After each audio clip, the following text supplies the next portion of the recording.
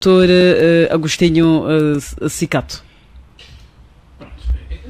A Human Rights Watch é uma daquelas instituições com credibilidade, tanto que tem a responsabilidade exatamente de velar os níveis da liberdade de imprensa. Eu acredito que para quem conhece a nossa realidade concreta, portanto, nós temos dificuldades sérias no âmbito daquilo que é a liberdade de imprensa. Eu até diria mais, para além da liberdade de imprensa, também a liberdade de expressão, não é? Porque em Angola até tem de falar com cuidado, porque ou perdes emprego, e é mesmo assim, ou perdes negócios. Portanto, para os empresários, nós notamos até os empresários na hora de fazer determinados pronunciamentos com algum cuidado. Só pena de amanhã ter a sua empresa não aparecer em concurso ou ser excluído liminarmente. Portanto, é um pouco disto. A partir da altura em que criamos ainda as chamadas alas, não é? Portanto, o ser nosso, o ser do outro lado, agora já é ser do galo, não é? Portanto, os do galo negro e os daqui do outro lado. Portanto, quando te dizem que não é nosso, portanto, é do galo negro. E do galo negro pintam-te tudo a negro. É um pouco disto que acontece com a liberdade de imprensa. Portanto, os nossos níveis hoje estão cada vez mais baixos. Nós precisávamos um pouco mais de liberdade de imprensa. Não há liberdade de imprensa. Isso é um facto. Nós temos de nos recordar que, para além até desta liberdade, até os próprios mecanismos também de liberdade de imprensa, de acesso à própria liberdade de imprensa. Eu estou aqui recordado, acho que a senhora é jornalista e conseguirá ter, portanto, apenas é que o teu trabalho aqui é fazer pergunta, mas concordará comigo que os jornalistas até hoje ainda têm dificuldade de ter acesso às fontes. Mas dificuldades daquela natureza em que o administrador não quer falar, o governador não quer falar, ninguém quer falar. Portanto, mas é ele que tem a responsabilidade de dizer. Portanto, é um pouco disso. E nós, do ponto de vista expressivo, como disse anteriormente, temos essa dificuldade. Eu acho que a Human Rights Watch fez exatamente uma avaliação concreta, uma avaliação real. E seria bom que as autoridades competentes olhassem para este barómetro, que é técnico, é científico também, e revissem. Porque quando esses organismos fazem publicam esses relatórios, é exatamente também com o intuito de os Estados ter de se rever a sua atuação para melhorar. Aliás, temos exemplos, para terminar aqui já, temos exemplos até há dias, ouvimos aquelas notícias sobre o novo jornal, o jornal Expansão, essa tal litigância dessas instituições que querem coartar, eu digo mesmo, aquilo é coartar a liberdade de imprensa e de expressão, portanto, a estas instituições. Portanto, como estas, temos outras tantos. Hoje em dia só tem liberdade de imprensa quem vai bajular. Portanto, aí há liberdade para tudo. Pode falar tudo, de que é para dizer que o cabelo do chefe é o melhor, o chefe quando foi nas Seychelles não gastou nada, aliás aquilo até foi dado, foi o rei David que deixou e depois meteu dinheiro no multicaixa. Portanto, se não falar disso, assuntos do Estado que são classificados como sensíveis, e portanto você pode ter liberdade de todo. Mas se falar de assuntos que os Estados não está a fazer bem, automaticamente aí já não há espaço. Dr. Olívio, o relatório da Human Rights Watch, aliás, o relatório da Human, lembra que em maio de 2023 o Parlamento angolano votou o primeiro projeto de lei sobre o Estatuto das Organizações Não Governamentais, sobre o qual grupos da sociedade civil afirmam contradizer os compromissos de Angola perante o direito internacional de defender a liberdade de expressão e união. Olha, o documento, o Presidente da República pretende, ou seja, é uma forma de controlo das liberdades, controlar as ONGs que representam um ativo importante, que trabalham com as comunidades no empoderamento das crianças, dos adolescentes, na criação, trabalham com programas relacionados à educação cívica, à democracia, enfim, e o regime teme exatamente que essas instituições se mantenham em Angola e continuam a influenciar positivamente o crescimento da consciência cívica. Esse é o grande objetivo. E o relatório chama a atenção exatamente de uma das medidas do Executivo angolano, querer controlar o espaço público. E uma das formas de controlar o espaço público é também controlar o espaço da imprensa. E nós estamos a viver um dos piores momentos da imprensa pública angolana. Eu lembro-me em 93, 91, 92, 93, creio, há quem considera, li isso a algures, não, o livro é do senhor qualquer coisa Albuquerque, Cultura do Medo em Angola, você tem esse livro até. E ele fala também sobre isso. Na altura, quem era o homem da informação do MPLA na altura, era o João Lourenço, o atual presidente da República de Angola. Foi o pior momento. Foi ali em que se começou a regredir consideravelmente. Foi quando surgiu as Oriões, etc. Hoje o presidente João Lourenço é presidente da República e desde que se tornou presidente, em 2017, por exemplo, havia dito que a imprensa prometeu que a imprensa será ao serviço da verdade e da liberdade. Hoje a imprensa está ao serviço dele, completamente ao serviço dele. Por exemplo, ontem teve um deslize na conferência da imprensa, onde ele achou que o nosso jornalismo está bom. Antes, pelo contrário, há jornalistas a serem perseguidos, há jornais a serem perseguidos para encerramento, o Jornal Expansão, e o Novo Jornal em particular, em que até foi invadido por 40 indivíduos com cara de poucos amigos que invadiram o espaço de redação, sobre um conflito que existe entre proprietários, etc., mas que demonstra naturalmente que por detrás disso estão outras forças, que não são forças naturalmente que querem tornar aquele espaço um espaço plural. E pelo tipo de jornalismo que tem-se feito nestes dois jornais, o Novo Jornal de Expansão, incomoda grandemente o regime. A ousadia, a coragem jornalística que em 2021 o Jornal de Expansão, na mão, o Novo Jornal, na pessoa do seu presidente, diretor, ter assinado aquela capa, combater até a exaustão, já Alberto Costa Júnior, antes das eleições, é uma ousadia ímpar, é um trabalho de profundidade. E, portanto, a partir dali, o Novo Jornal passou a ser um alvo a bater. Portanto, nós estamos a ver nós temos nessa altura a imprensa manipulada, banalizados, e um processo de ridicularização do Estado. Ou seja, passa uma imagem branqueada na TPA, imprensa pública, privada nesse momento, contam-se aos dedos, encostado a bocanhão, espaços que eram privados, passaram a ser públicos. E ainda não passou ao setor público.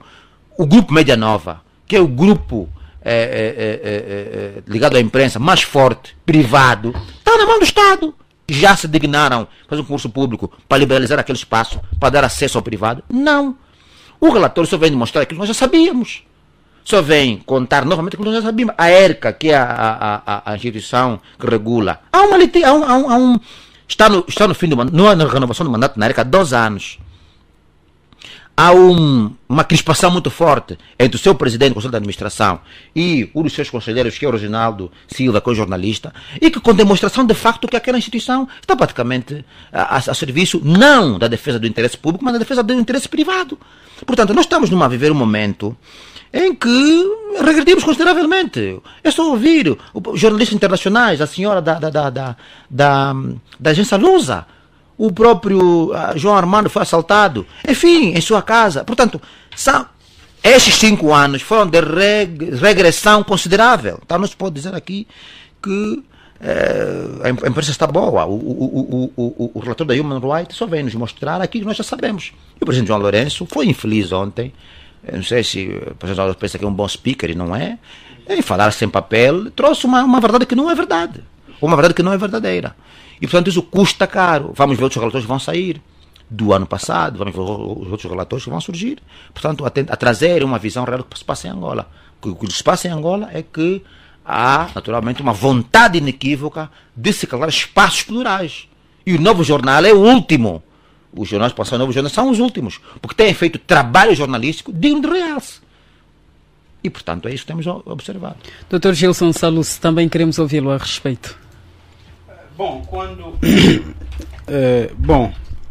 quando o nosso amigo Domingos da Cruz escreveu Angola amordaçada, a imprensa ao serviço do autoritarismo, devo confessar que à partida achei que tivesse excedido um pouco.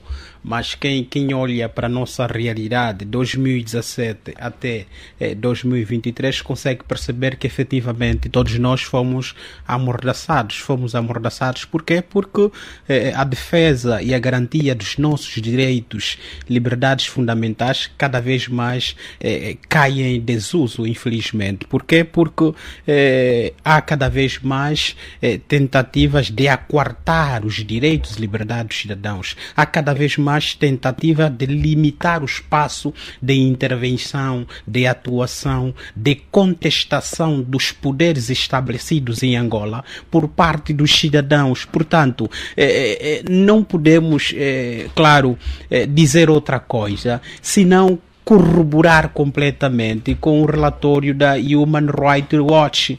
Por quê? Porque, olha só, por exemplo, nós atualmente temos uma imprensa pública que cada vez mais serve de forma muito mal, pessimamente os cidadãos. Nós nunca tivemos uma imprensa pública ao serviço prioritariamente do poder estabelecido como temos hoje. Nós temos uma rádio nacional que quase é levada ao colo pelo poder estabelecido. Nós temos uma TPA 12...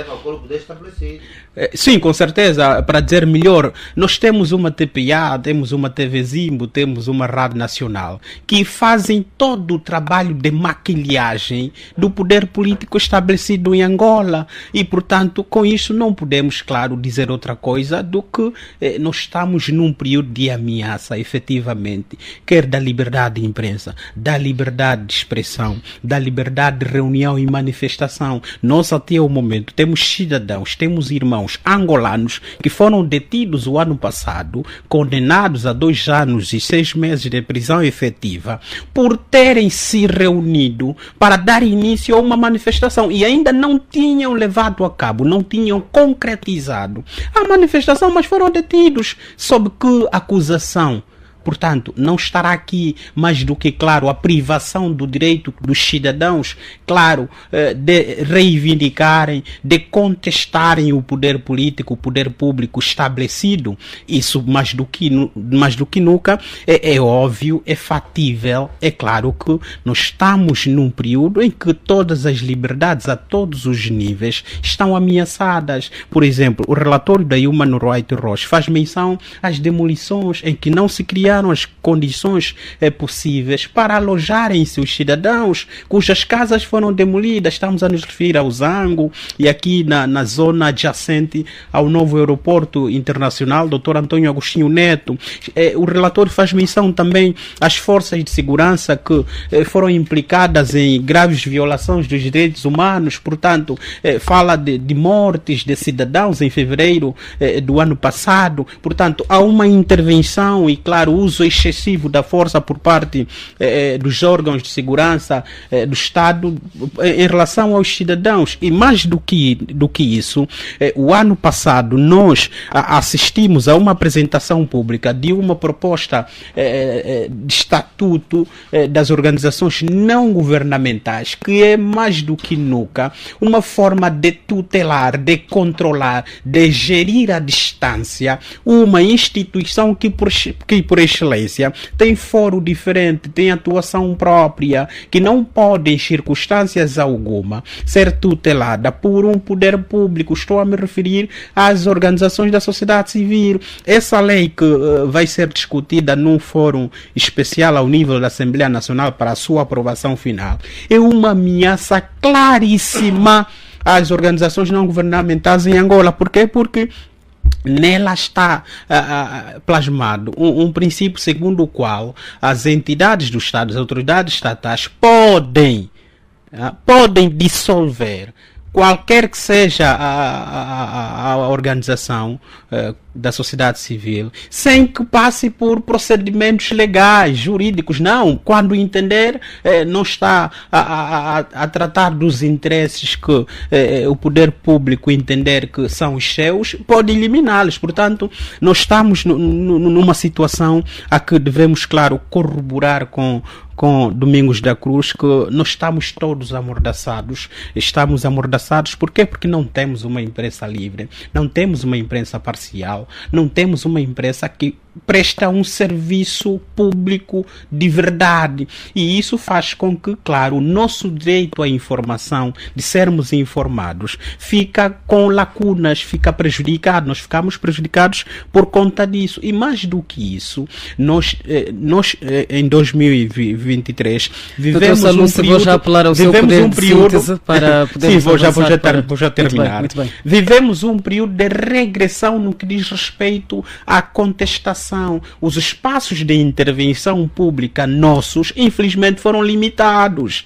Nós estamos a viver um período bastante difícil no que diz respeito ao direito que nos cabe, claro, enquanto cidadãos, de reivindicarmos, de exigirmos que, do ponto de vista da pressão, as autoridades públicas façam, claro, desenvolvam políticas públicas que visam a promoção do bem-estar dos cidadãos, que visam a estabilidade dos cidadãos. E, portanto, isso é um papel que cada um de nós tem de fazer no âmbito da participação política. Isso é um direito mais do que garantido ao nível constitucional, mais do que isso, que é um direito democrático. E, portanto, a nossa Constituição formalmente descreve-nos como um Estado, um país democrático. Portanto, fica mal o país. O relatório é mais do que claro, e, claro, expressa efetivamente aquilo que é, de forma nua e crua, Angola até 2023. Muito bem, estamos agora já na reta final do nosso programa, mas claro, não nos vamos embora sem antes pedir aos nossos convidados que cada um aponte um aspecto negativo e um positivo que terá, a vosso ver, marcado a semana. Vamos começar, pelo doutor, aliás, Olívio Quilumbo. Doutor Olívio, a seu ver, qual é o aspecto positivo e negativo que terá marcado a semana? Muito rapidamente, por favor, já não temos muito tempo. O modo académico, professor, claramente demonstra que as coisas não vão bem. Claro, morrem angolano todos os dias e os Estados têm que ser mais capazes de fazer com que os seus cidadãos envelheçam. Envelhecer é uma conquista da humanidade, por isso é que se diz que a Europa é um velho continente. Nós temos que ser capazes de fazer com que as pessoas nasçam, cresçam, desenvolvam, envelheçam e morram. O Estado tem que ser capaz de fazer isso. E a forma como morreu esta pessoa, isso é um assassinato, portanto, demonstra o grau de insegurança pública. Este, para mim, é um grande negativo que deve exigir das instituições afins, do Ministério do Interior em particular, esclarecimentos públicos sobre estes assuntos. Muito bem, apontou o aspecto, aliás, negativo, mas não o positivo. Não tive nenhum positivo, nada me chamou a atenção positivamente. Doutor Agostinho Cicato, é a sua vez. Dois negativos e um positivo. O primeiro negativo é exatamente a morte do professor doutor Laurindo Vieira, portanto, uma pessoa com quem lidamos bem nas lides académicas e, portanto, a todos nós abalou, por acaso, até agora está a ser difícil de acreditar. Portanto, assim é a dialética dos países sem segurança. Portanto, cada um de nós, infelizmente, está inseguro. Espero que as autoridades tomem peito. O outro negativo eu não sei se aquilo foi o lapso, mas espero que tenha sido o lapso, porque se não foi, é grave. Da governadora do Ambo, que diz que tinha dificuldade de ler números. Portanto, e aquilo, da forma como passou uma incompetência total. Portanto, o AMBO é tido como o centro intelectual, acadêmico. Portanto, ficou muito mal na foto a chefe do AMBO dizer que, chefe, não tenho mesmo condições de ler os números, tenho dificuldade de ler os números. Falou isso em público, tenho dificuldade de ler os números. E não ficou bem. Não ficou bem e eu sinto-me mal, sou do AMBO, sou filho do AMBO e só mesmo por isso é que trouxe esse negativo. E portanto, agora, eu tenho um positivo, o positivo é sobre o Adalberto Costa Júnior, portanto, líder da UNITA. Digo positivo por quê? Porque creio que esteve muito bem no discurso que fez do início pronto, cumprimentos o ano político. Então, os políticos começam o ano político, não é? Não tanto o ano civil.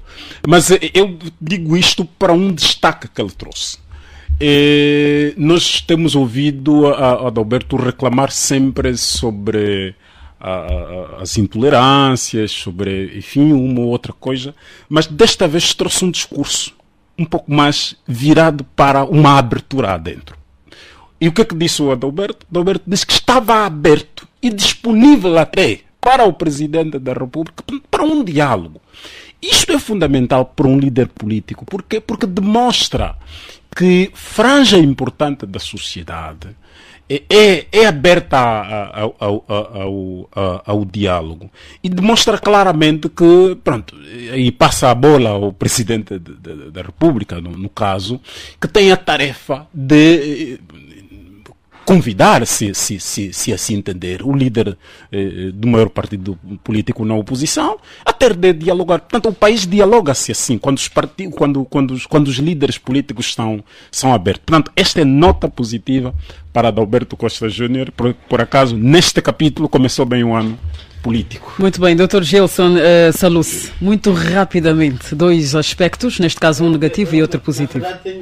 Tenho também dois positivos, né? Tenho dois positivos, mas claro, tenho um negativo, como não deixaria de ser, é a morte do professor Laurindo Vieira, né?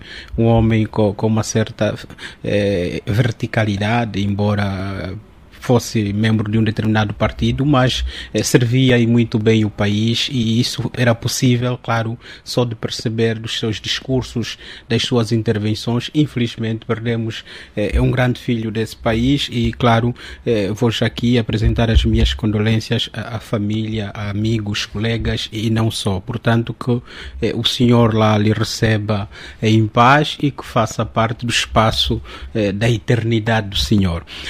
O meu positivo primeiro tem que ver com o CAN, né? O CAN começou ontem, foi uma harmonia de cores, ritmos, símbolos, musicalidade que é muito bonito, né? Os outros dizem que nós vivemos na floresta. Os outros dizem que nós vivemos na floresta, mas de facto a nossa floresta é muito linda, cheia de ritmo, de harmonia, de cores, e é muito simbólica. E ontem viu-se, claro, na cerimônia de abertura do CAN. Portanto, é positivo. Está de parabéns à organização e, portanto, vamos esperar que amanhã Angola ganhe. Vai ser difícil, mas espera-se isso. Não é proibido sonhar. O segundo positivo tem que ver com a intervenção do engenheiro Adalberto Costa Júnior, claro, na abertura do ano político 2024, onde fez uma coisa que eu acho que devemos esperar de todos os outros líderes dos outros partidos da oposição. Que eu quero esperar que a FNLA faça o mesmo, o PRS faça o mesmo, o PH não sei, mas que vamos dar aqui o otimismo que também o faça, e tantos outros, que é efetivamente criarmos um bloco com os partidos políticos na oposição, sociedade civil, academia e não só, para nos mobilizarmos todos para a luta, para a implementação e efetivação das autarquias. O presidente da UNITA disse que 2024 seria o ano nacional, ou seja, seria o ano para a mobilização nacional dos angolanos para a implementação das autarquias. Pensamos nós que isso deve ser um projeto de todos nós, com os partidos políticos na oposição, que de forma uníssona, de forma, claro, conjunta, desenhemos estratégias para evitar que se concretize a ideia segundo a qual policiar os cidadãos com a divisão política administrativa, que no fundo não vai fazer outra coisa, né? É garantir que aqueles que estão ao nível dos serviços de inteligência que deveriam servir o Estado, que não servem o Estado, venham a ser administrador, portanto, dos vários municípios, distritos e não só que vão ser criados. Portanto, nós queremos autarquias e, claro, temos que lutar todos juntos para que ela seja efetivada.